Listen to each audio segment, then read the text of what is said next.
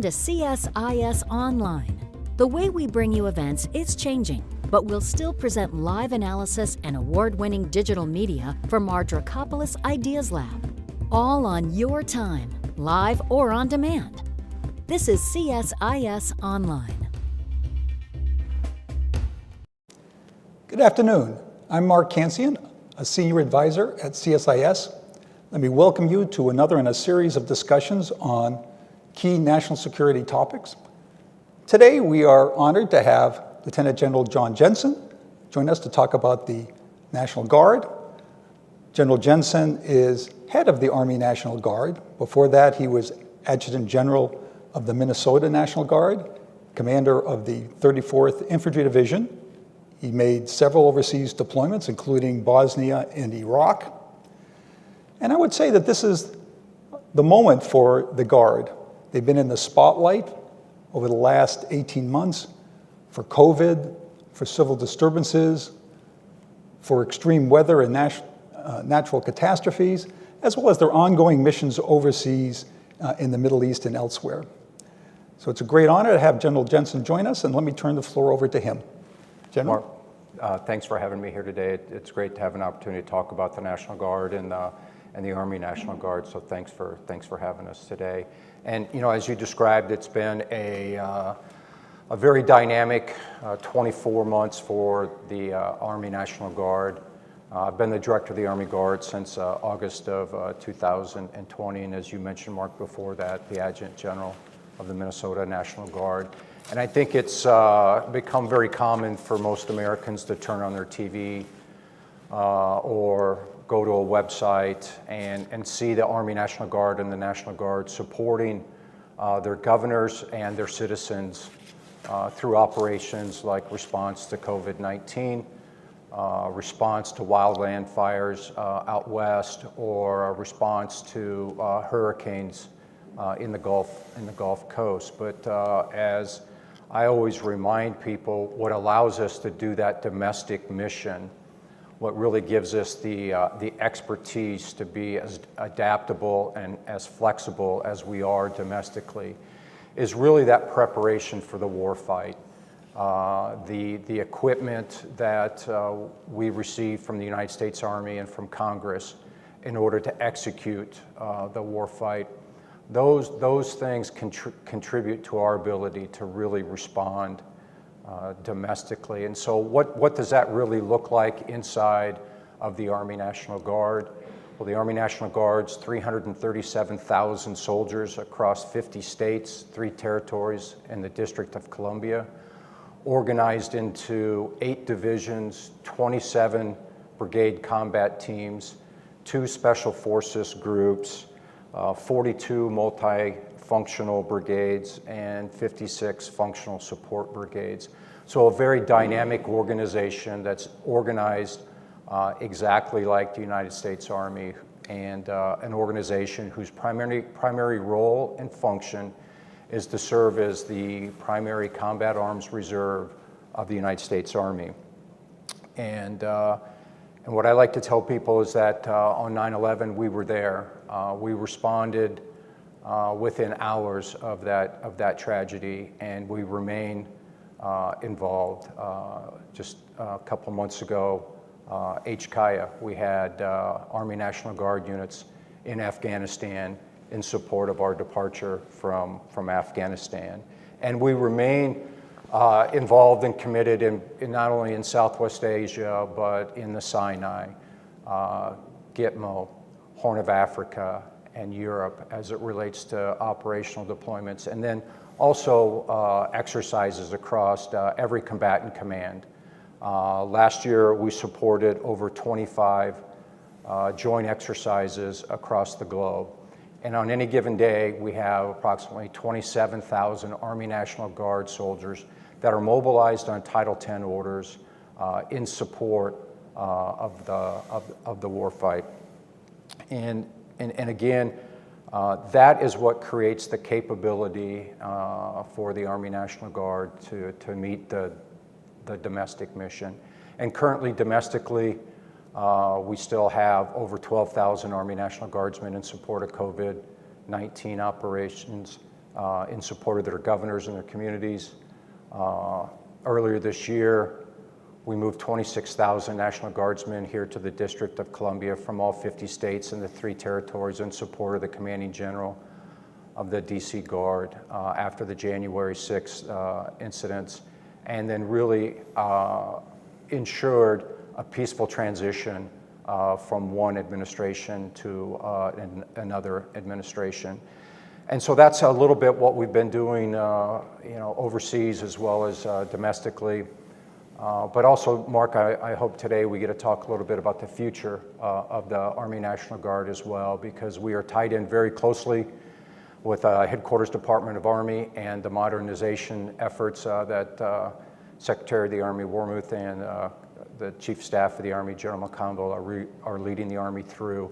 Both the Army Reserve and the Army National Guard are tied in very close on those efforts. And we're really excited about what the future entails as the Army and as the Joint Force moves towards a multi-domain capable and a multi-domain ready force in support of the national security strategy. So Mark, those are a couple ideas that I feel really good about exploring with you today. Great, well, thank you. Let me start with the strategy. And I realized that the administration is still developing its strategy. Those discussions are ongoing in the Pentagon. I think the national security strategy may come out in December, maybe January, national defense strategy, January, maybe with the next budget. And then we'll get more clarity about where the Biden administration is going, both for strategy and the structure that goes with it. But having said all that, there are 2 sort of strategic questions that keep coming up. One is the Army's role in the new strategy. We keep hearing that the strategy is focused on China, China, China. Many strategists argue that the Pacific, particularly the Western Pacific, is mainly a air and naval theater, and that the Army has a role, but a secondary role, and would cut Army end strength to support initiatives and the other services. The Army has argued quite vigorously that it has an important role, but I was wondering if you could give us any insights into those discussions.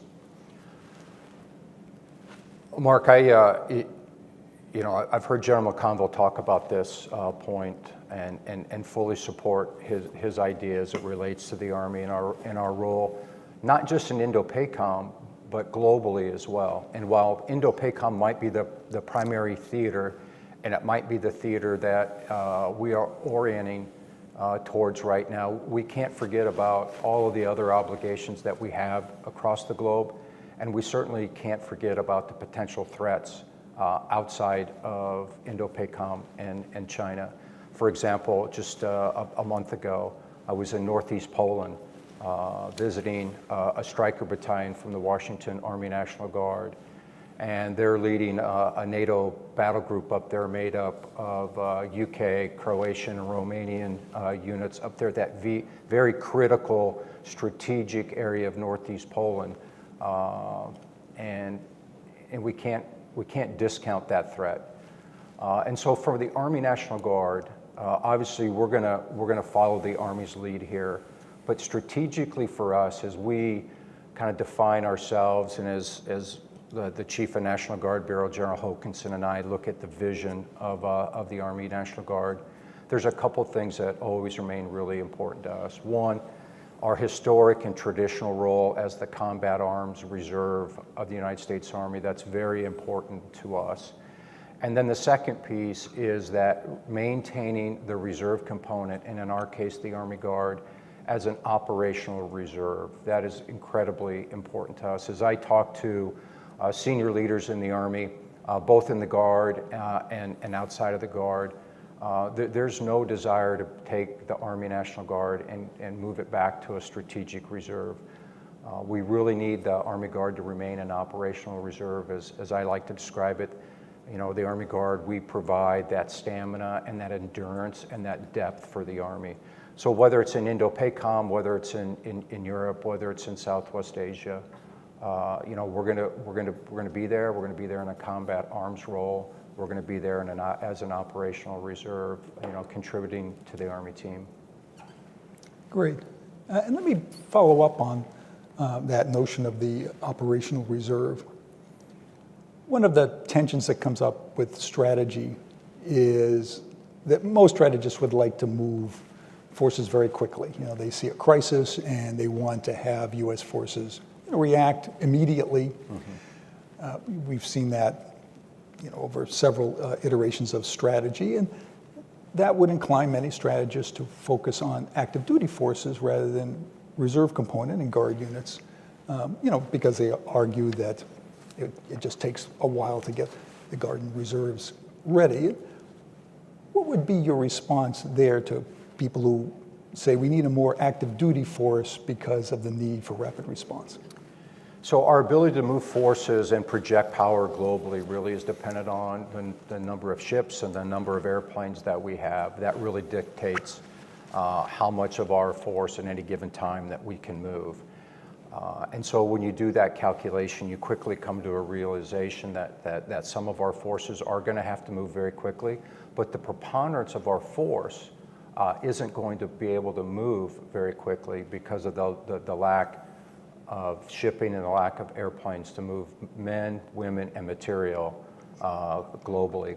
And so as you look at that, what we find is that we do have time, and there is a role for the reserve component. Now, that spectrum of response, much like on active duty, is the same in the reserve component. We have very capable, very able units that have a very short time sequence from alert to deployment. And then we have some more sophisticated, complex organizations that need more time. Let's just take our heavy brigade combat teams. It takes a while to ship tanks and Bradleys and Paladins overseas. And that's not just true of the reserve component, that's true of the active component as well. And so as we look at that, we believe there is time. And then this idea of endurance and stamina, when you are involved in a protracted conflict, you're gonna need that depth that the reserve component can provide, the active component. You know, as you look at history, you know, not all of our conflicts are a 30-day conflict. As a matter of fact, most of them are significantly longer than that. So we believe there's time for the reserve component. Great. One of the things that we were talking about earlier in connection with training for mobilization was the need to retain what we've learned over the last 20 years regarding getting reserve units ready for deployment. You know, the mobilization process, the training process, and then the deployment process, as we discussed. In Desert Storm, you know, that was not a terribly good system, and we hadn't really done reserve mobilization at that point in 40 years. But on the other hand, we got much better at it during the 2000s. What can we do to, you know, retain that knowledge so that we don't start from scratch on the next mobilization? I think there's a couple things, Mark. The first one I would lay out is the involvement of the Army National Guard in our complex training events that we have. So for example, our Combat Training Center rotations. This year, the Army National Guard has conducted 5 CTC rotations, 2 at the National Training Center, 3 at JRTC. 3 division warfighters as well. So we are involved in the most complex, high-end training that the United States Army has. So I believe that's preparing us to go overseas. The second piece is, this is tied back to the operational reserve. Why do we want to maintain an operational reserve? It's so we don't lose the institutional knowledge on how to mobilize large, complex units. From my assessment, as I experienced this and witnessed this early on in the global war on terrorism, we as an Army had forgotten how to do large-scale mobilization.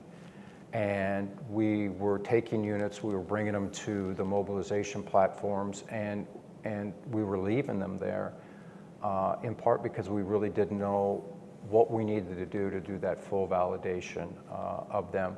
And so many times our units were spending 180 days or more at the mobilization station, not necessarily because they needed that much time, it's just that it took us a while to figure that process out. We are, as you mentioned, Mark, we are significantly more effective and more efficient in our processes. But it's taken us 20 years of large-scale mobilization of our forces. By maintaining an operational reserve out of the Army Guard, we won't lose those lessons, and we'll actually get better and better at this process. And so I think it's very important, because as I like to talk to people about mobilization, when we talk about mobilization, it's not just the reserve component, it's the active component that we have to project power from as well. And so, the first core key task, United States Army, is to project power globally, and that's mobilization. Let me switch subjects a bit here. In my introductory remarks, I noted that the Guard has been in the spotlight over the last 18 months, 24 months, because of all of the crises that have arisen. Let's start with COVID. Looking back on the experience of COVID, and it's not quite back, but right. It's with luck maybe fading. What have we learned about dealing with that kind of emergency, and what would we do maybe differently in the future, or what would we do to prepare in the future? So what we've learned, I will take this maybe from an Army National Guard or a National Guard enterprise perspective. I think what we've learned again is just the versatility of our National Guard. The array of missions that we have supported our governors and our states and our communities with, everything from manufacturing personal protective equipment to running large-scale warehouse operations in support of personal protective equipment, testing people for COVID, vaccination operations in support of COVID, but also some of these key military tasks that we learned. For example, in Minnesota, one of the first things that we were able to provide our state were planners that could go in and help agencies with crisis planning, and then going from crisis planning to implementing a plan, and then from there to how do you using military jargon here, how do you create a FRAGO, or how do you change that plan? And these skill sets, again, while trained and maintained for a purpose to fight and win our nation's wars, were very transferable into this crisis. And I think the other piece is what we also brought, again, was this idea and this ability to do this for a long time. This wasn't a 2-week crisis, a 2-month crisis. I mean, we're in our second year. I think we've brought a lot of endurance into this endeavor as well. And then also, some of the softer things might have been the importance of communication, the importance of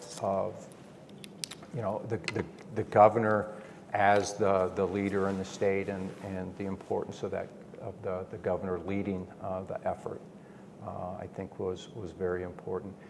And as it relates to lessons learned, I think, again, really only speaking from the Army National Guard perspective here, it's hard for me to talk from a medical perspective, but is this idea that one, you're really not sure what your organization truly is capable of doing until you ask them to do it.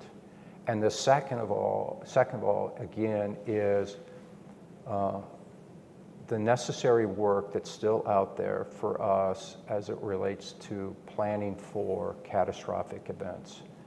I think, like most Americans, if you had asked me in December of 2019 the possibility of another global pandemic much like we had during the early 1900s, I wouldn't have believed it. I wouldn't have thought it would have been possible based on all of the medical advances that we have in this country over the 100 years.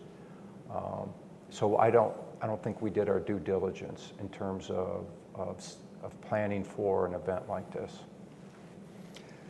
And building on that, the Guard's role in domestic affairs, of course.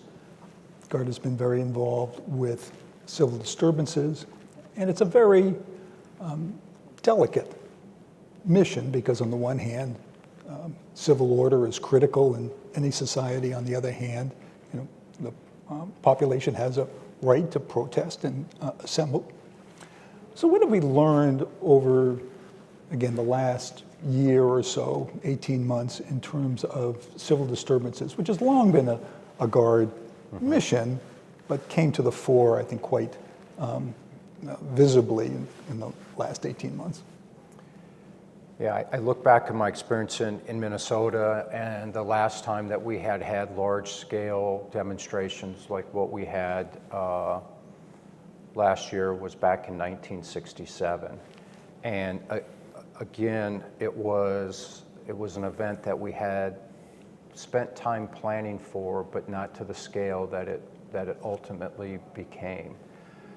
And we have always looked at support to law enforcement as a mission set that we might have to do someday.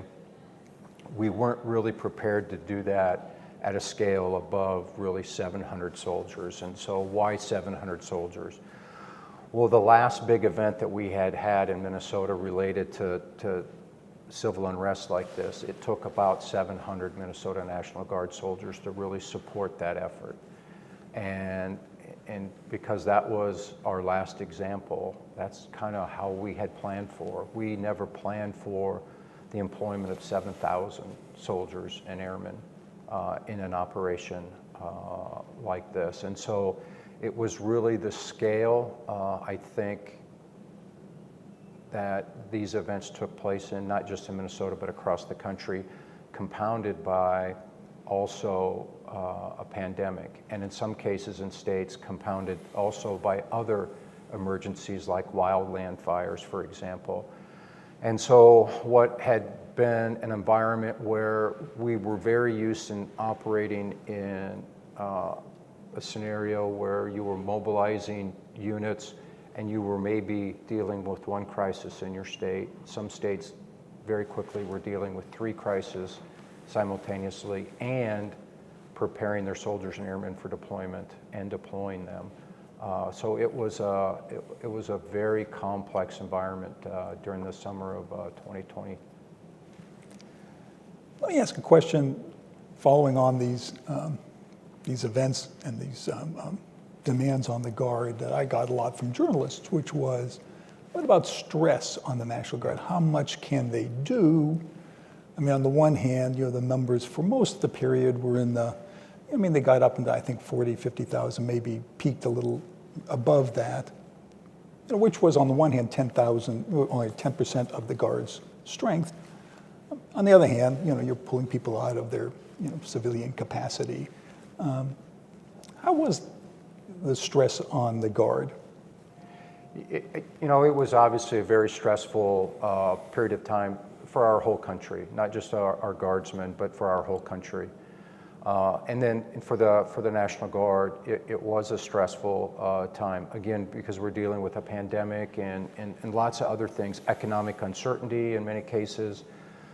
But the National Guard, our soldiers, our airmen, responded remarkably. Mark, in June of 2020, we had 120,000 National Guardsmen on some type of duty status, either overseas or here in the United States. That's out of about 144,000 Guardsmen. And so would we have been able to sustain that for a prolonged period of time?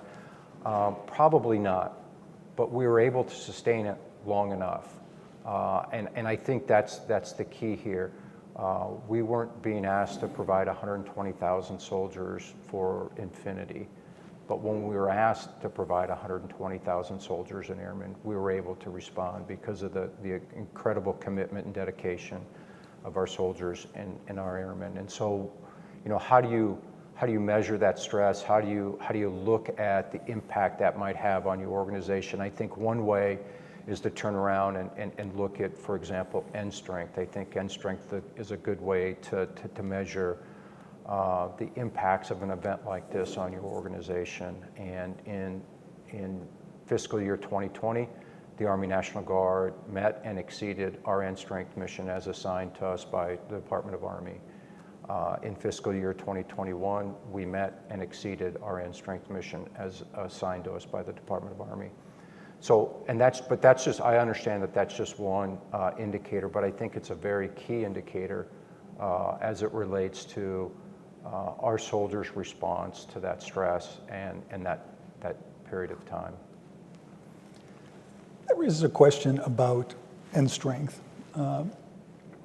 Last couple of years, the regular Army was trying to grow. This year they're essentially flat, and of course we may be going into a different strategic environment. But would the Army Guard grow if it could, or do you think that given the recruiting, retention environment and the fiscal environment, that the current level is about right? If the Secretary of the Army and the Chief of Staff of the Army asked me to grow the Army Guard, I would accept that mission immediately. I think, not immediately, but I think over a period of time, we could grow the Army Guard back to 350,000. So currently our end strength right now is right at 337,000, a little bit over that. So could we grow another 13,000 in the Army Guard? I'm pretty confident we could over the course of time, not immediately, obviously, because we're not budgeted and programmed to do that, so we'd have to move some money around to do that. But I think the young men and young women in America look at the National Guard and they look at that service as purposeful service, as a way to give back to their community, their state, and their nation. In part because of some of the operations that we've talked about here in a little bit. I don't advocate for growing the Army Guard because I'm part of the Army Guard. I'm part of the Army team, and I understand the budget constraint that we have inside the Army right now. But if the Secretary and the Chief felt as though they needed to move some capability out of the active component and move it to the reserve component, I would accept that immediately. Great. Well, let me ask some local questions here. Okay. The first one is about the DC National Guard. Yes. Unusually, for the National Guard, it comes under the Secretary of the Army, not the mayor. And there's discussion about changing that chain of command to put the mayor of DC into the chain of command. Where are those discussions now? I'm not really sure where those discussions are. I know Congress has talked about that a little bit. We've been asked our opinion on that topic, and from my perspective, that's a policy question that will be decided upon. And I know General Hokanson, if there is a change of policy and who the Commanding General of the DC Guard works for directly. As that policy is developed, he will fully implement that. It is a very unique situation here in the District of Columbia, as we saw both last year and then earlier this year in terms of the role and the function of the Commanding General of the DC Guard, because even that title is unique. Everywhere else, you're the Adjutant General of your National Guard. I was the Adjutant General of Minnesota. Here in DC, you're the Commanding General of the DC Guard. So even the title is unique. And another local question, which is that General Hokanson is a member of the Joint Chiefs. And that's, the National Guard has had a member on the Joint Chiefs for a couple of years now. Has that made a difference? And if so, what kind of difference do you see having that kind of representation at the most senior levels? Yeah, so General Hokanson, I believe, is the fourth chief of the National Guard Bureau to be a full member of the Joint Chiefs of Staff. And with that, we're still kind of growing into that role. It hasn't been very long. I think this is the 13th or 14th year that our chief has been at that level, and so to kind of equate that to history, if the Joint Chiefs are created in 1947, it's roughly 1960, in terms of that evolution and understanding roles and functions and responsibilities. And then the Chief of the National Guard Bureau is even more unique because of the simultaneous role of advising the Secretary of the Army and the Secretary of the Air Force as it relates to Air and Army National Guard matters. But obviously what it gives us is that seat at the table, and it allows General Hokanson the opportunity and the ability to really bring in that not just National Guard perspective, but also a reserve component perspective. And so while he's the Chief of the National Guard, we're just one of several reserve components. And so I think that's really important for us in the National Guard to have General Hokanson as that full member. And so we talk about issues as it relates to reserve component and how do we solve issues that are reserve component issues as well as active component issues, because not everything is equipment and deployments. A lot of what we do deals with our service member and our service members' families, and so the ability to bring in that perspective, I think, is really important. Great. I think we'll take a few questions from the audience. I think those are coming in. One question is about the state partnership program, again, whether you can give us an update on that, and maybe a little background too for those who aren't familiar with it. Yeah, so the state partnership program kind of, it came out in Europe shortly after the fall of the Soviet Union. The Warsaw Pact dissolves. Many of the, what we would describe as Eastern European countries move towards democracy. And a key consideration of that was the transformation of the armies as well, from a government where maybe they played a larger role than what we traditionally think the military plays in a democratic society. And so in the early 1990s, with support from EUCOM, we began partnering states with former Warsaw Pact countries. So again, my example, in Minnesota, we were partnered with Croatia. We've just celebrated our 25th anniversary with that partnership this year. And I've been around, out of that 25 years, I've been part of that program for 21 years and have really seen the Croatian armed forces professionalize and become a stabilizing force inside of their country and a stabilizing force for their democracy as well. And then see them evolve into a NATO partner, have them join the EU, and it's just been remarkable to watch. Poland, one of our first countries to be partnered, they were partnered with the state of Illinois. And in both of these cases, I think this is the true testament of the relationship between our states and the two countries I've just spoke about. Not only did we serve together in Afghanistan and Iraq, but we served together in the same units. So it wasn't adjoining units. We served inside the same units and deployed and fought together. And I think that's a true testament of these relationships and how strong they have come. We're approaching 90 partnerships very quickly in the National Guard and SPP. We continue to add countries every year, and it's a very exciting program to be a part of.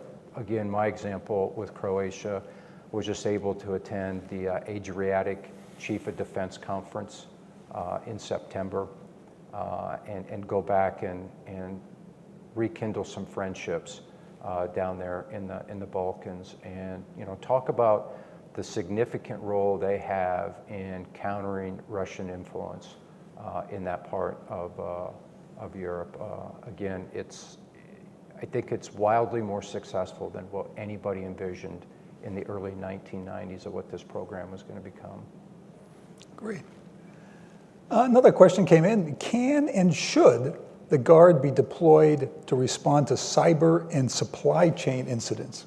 Well, yes we can, should, that our civilian leaders will decide whether or not we should. Let's just take the cyber one first. We are deployed. As a matter of fact, we have 3 states right now that are currently conducting cybersecurity missions on behalf of their state. We currently have a cyber protection team currently mobilized on Title X in support of United States Cybercom. So I think we are very active in that mission set already, both at the state level and at the DoD level. And I expect that to grow. As the Department of Defense grows additional capabilities, I think we'll see that grow in the Army and the Air National Guard. As it relates to the supply chain environment where we're at right now, there's a lot to that supply chain, and could we support that? We certainly could support that. What exact missions we would do, I'm not exactly sure. But I know there has been some discussion, at least that's what I've read today, some discussion as it relates to the Guard and our potential mission there. Great. While we're preparing the next question here from the audience, let me follow up on cyber, which is, how do you get cyber expertise together? Clearly, in an organization with 337,000 people, you're going to have a lot of cyber experts in there. But they may be in infantry units, they may be in a transportation unit. How do you get that rare but critical expertise together? Well, for us, a big step was formalizing cyber units. So having a force structure where self-identified or soldiers that we just knew had a cyber background through the private sector, having a place for them to go and professionalize and gain additional experience. And so the cyber protection team that I just mentioned that's currently mobilized in support of United States Cyber Command is an example of that. Because without the formal force structure, what we're forced to do is create ad hoc units with ad hoc capability that may not be the same across all of our states and territories, but by having that formal force structure, now we can enter into the Army or the Air Force program. We can go contribute directly to the Army and to the Air Force as it relates to cyber. And it allows us to better retain those soldiers as well when you're part of a unit instead of something that's ad hoc. So we have regular discussions with Lieutenant General Fogarty, the Army Cyber Commander, and about the capability, the untapped capability that we believe that still resides inside the Army Reserve and the Army National Guard, and how can we get to that? Great. We have a question that came in about vaccinations. What challenges face the force for vaccination, and how is the Guard doing? Yeah, so right now we have about 47% of the Army National Guard that has at least one immunization, and I think our challenge is that we truly are part of the community, and I don't think it's a surprise to anybody that the vaccination solution is not viewed the same everywhere in the country. You can look at the United States regionally and locally and see that there's varying degrees of acceptance as it relates to that approach. Well, our soldiers come from those communities, and so in those areas of the country where maybe the vaccine isn't as supported as it is other places, we have to double down on our education efforts We have to double down on our leadership efforts, ultimately to meet the Army's objective for the Army Guard and for the Army Reserve to be fully vaccinated by 30 June. Great.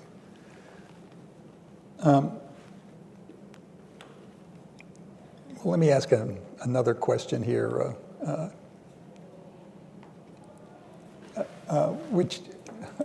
okay. Can you discuss the working relationship between the Guard and the Coast Guard? Okay. That's a unique question. I don't get that one very, very often.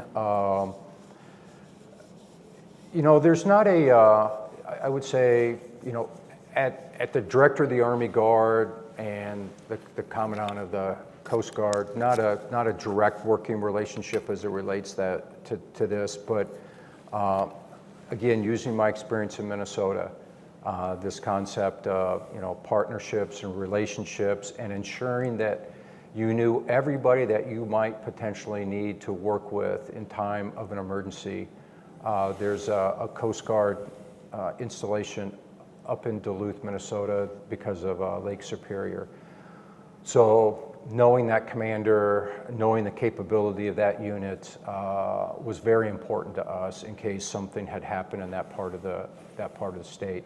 So I will say that working relationship, where it does exist at the local level through the Adjutant General's office and not something formal here out of the National Guard Bureau. Mm-hmm. Okay. Let me pause for a second here while the next question comes in. Okay, for disaster relief efforts, how much does the Guard lean on a member's civilian experience? Yeah, Mark, I will tell you, we lean on that a lot, and it's just not our domestic response as well. It is our deployments, mobilizations deployments, and the warfight. Because of our dual role, our soldiers and airmen are really able to create expertise in an array of skill sets. And so here's an example. Early in the war, we were losing soldiers in Iraq because they were being electrocuted in showers. The facilities that we had moved into in Iraq had a lot of electrical problems. Things weren't grounded correctly. They just didn't have the same safety standards we had. And I remember this one engineer company that we had over there. It was a combat engineer company, but yet they had some master electricians.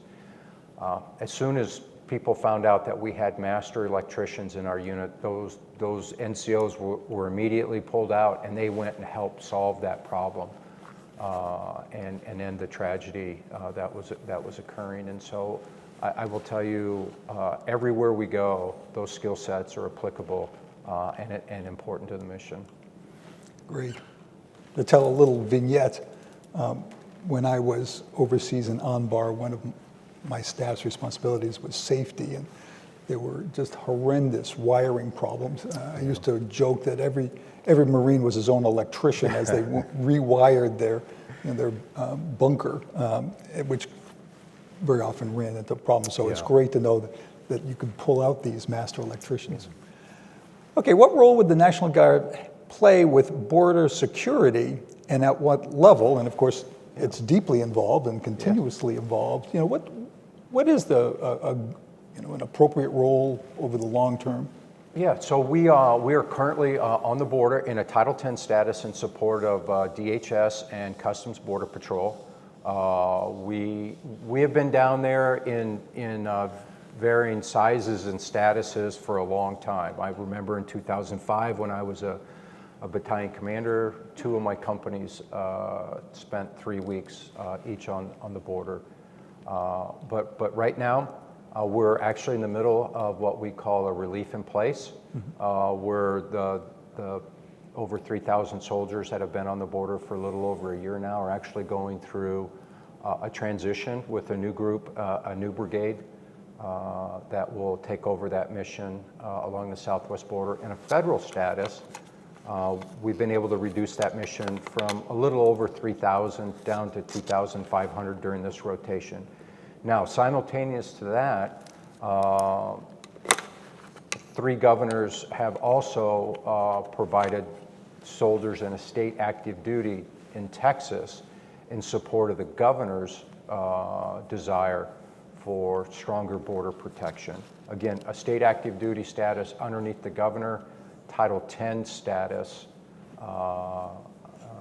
under federal leadership. So both missions are going on simultaneously. What I noticed, both in the civil disturbances and on the border, was that the Guard, although it could operate in law enforcement, not under posse comitatus, that the Guard typically did not like to do that if it didn't had to, would prefer to be in a support role for law enforcement agencies. Is that an appropriate inference? I think that's very fair, Mark. In Minneapolis and St. Paul, great partners with the Minneapolis Police Department and the St. Paul Police Department and the Minnesota State Patrol, who were just fabulous partners during that time. What we really prefer to do is to support them in a non-law enforcement way. So if we can do a task somewhere else to relieve them and allow their law enforcement professionals to go to respond, that was a perfect match for us from our perspective. Again, because while we can fulfill that role and we have the authority to fulfill that role, we're not law enforcement professionals. That's what I always reminded people. And so we have to be very careful about the use of the Army National Guard in that role. Can we do it? Absolutely, we can do it. We just really prefer to do that in a very controlled manner. Next question came in about the Guard units in different states mobilizing to help other states and how common that is. And I know that there are compacts among states and there are mechanisms for having one state Guard support another state. Could you talk a little about that? Yeah, exactly. So, part of this is under the idea that no state has all of the capacity to respond to every emergency. And it's just not in the National Guard. It's law enforcement. It's electrical line workers. You'll see people who work on electrical lines. Move to a hurricane state, for example, after a hurricane.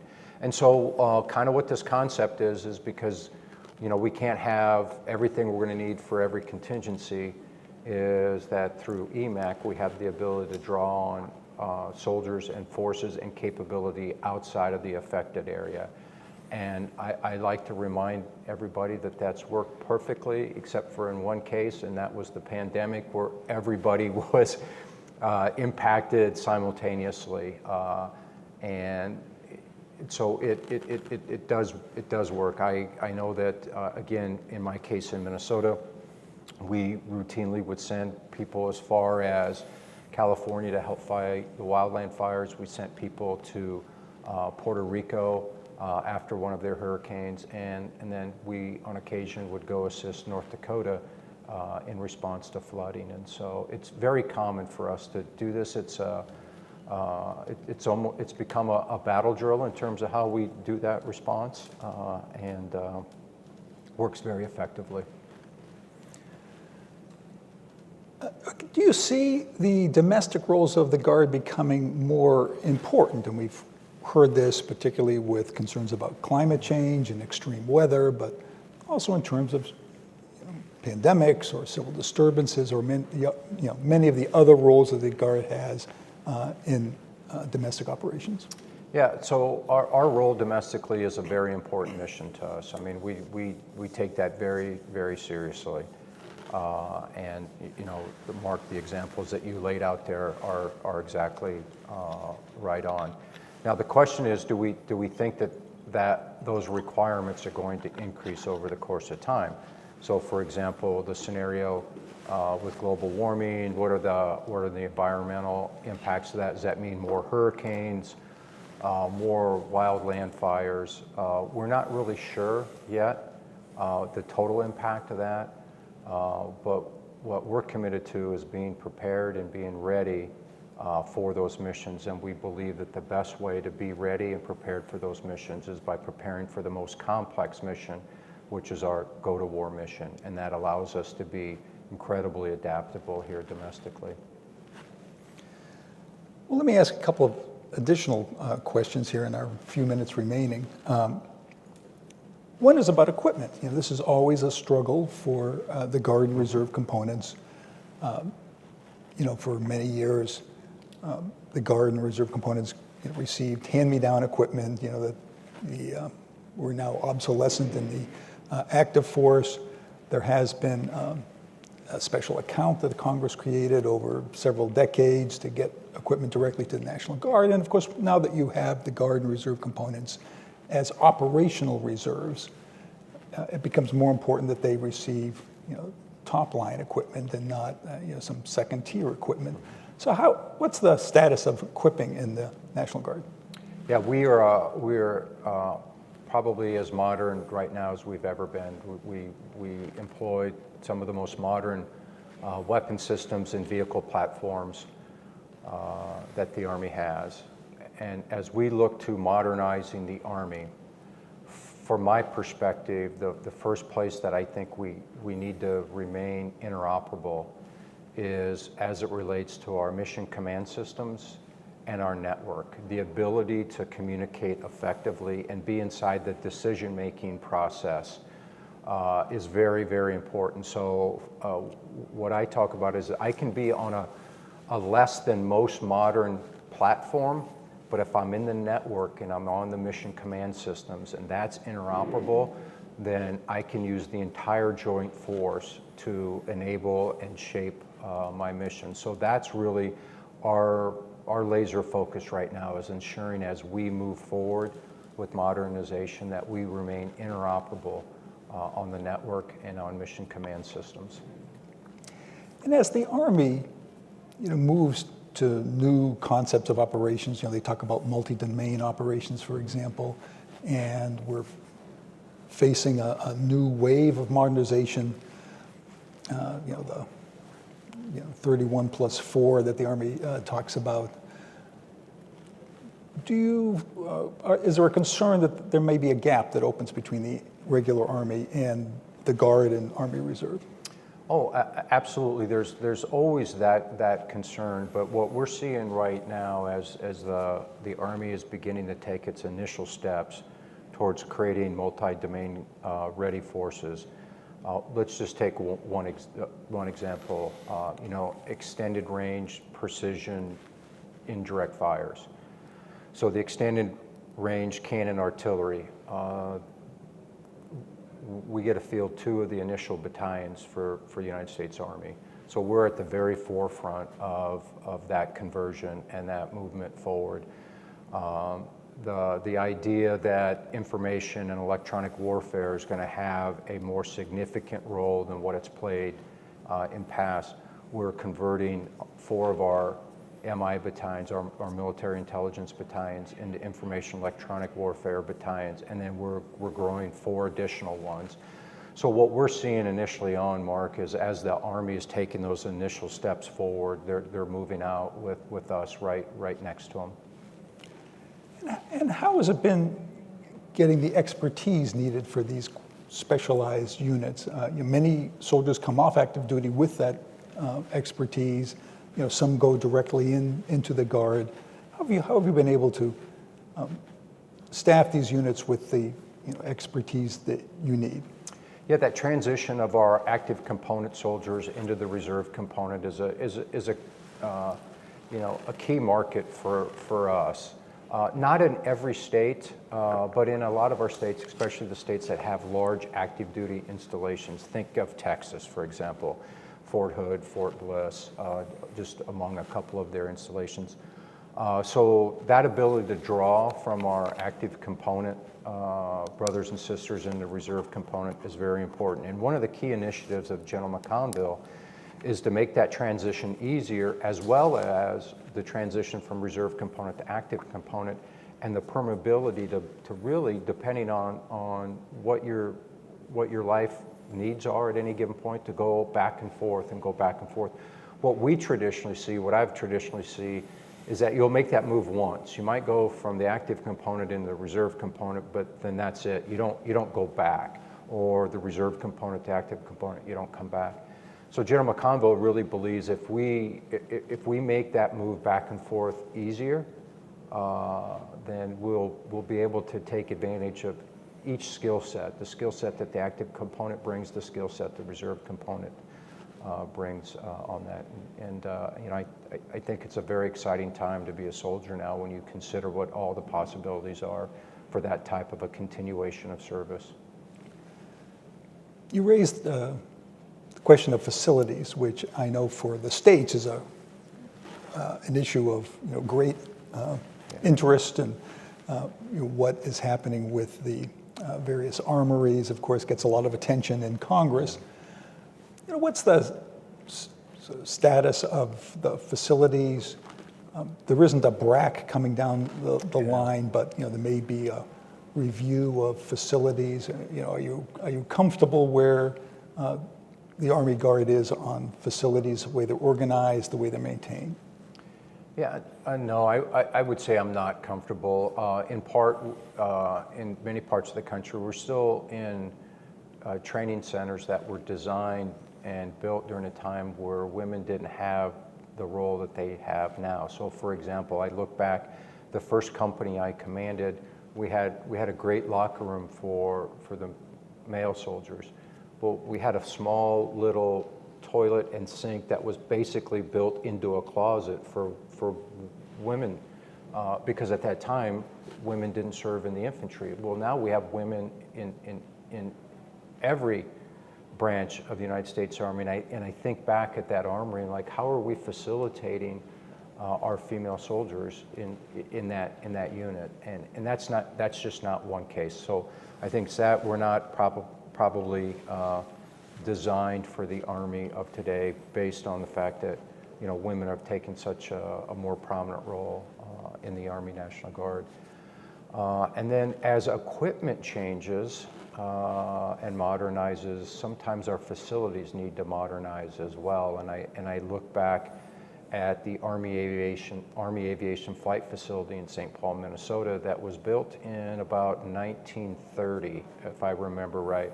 Well, in 1930, we didn't have helicopters, and now our helicopter fleet is pretty significant. And then what's the future vertical lift going to be, and can our facilities support that? I mentioned extended range cannon. Do we have facilities where we're going to be able to maintain that cannon? So I know this is a concern across the Army, and certainly a concern in the Army Guard, is that as we continue to modernize, that we don't modernize ourselves out of our current infrastructure, because we're going to have to live with some of that infrastructure for a long period of time still. And then just the idea of what, it used to be, we used to call them armories, the local armory.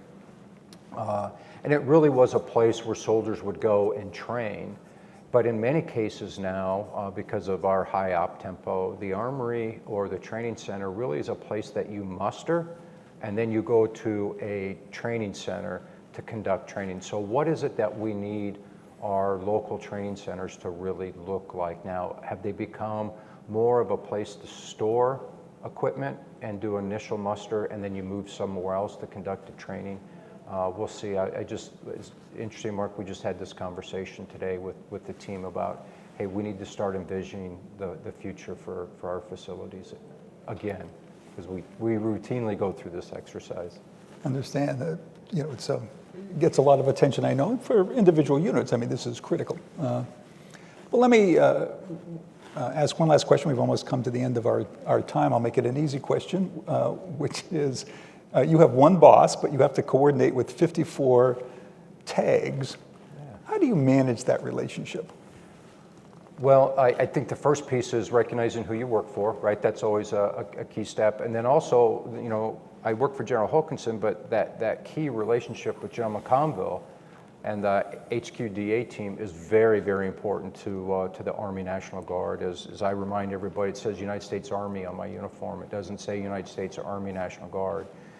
And so that relationship with him and General Martin, the Vice Chief of Staff, and that whole team over there is very important. And then inside of the 54, You know, having been an adjutant general and knowing a lot of the current adjutants general personally has gone a long way as it relates to, you know, the trust that you need from that group and how to best effectively communicate. And I think we're in a great position in the Guard right now because the Chief of the National Guard, former Adjutant General of Oregon, the Director of the Air National Guard, former Adjutant General of Colorado, and then I'm a former Adjutant General. So 3 of our 4 most senior leaders have had that experience to be an Adjutant General. So working with them has I don't ever want to say it's easy, right? Because there's 54 of them, but I think we've got it pretty tight right now, and you know, they are key enablers to my headquarters too. I rely on those adjutants general to provide some checks and balances inside of my organization as well, and make sure that we're on path. And I understand that an adjutant general can bring a very state-centric approach to something, but they also, many of them have got years and years of experience as adjutants general and are great counsel as it relates to the whole enterprise of the Army National Guard. So it's been a great relationship so far. Great. Well, we've come to the end of our hour. Thank you so much for joining us, General. This has been a great conversation, very illuminating about the state of the Guard and its future. I encourage everyone to keep watching the various discussions here at CSIS as we cover topics of national security interest. Thank you for joining us.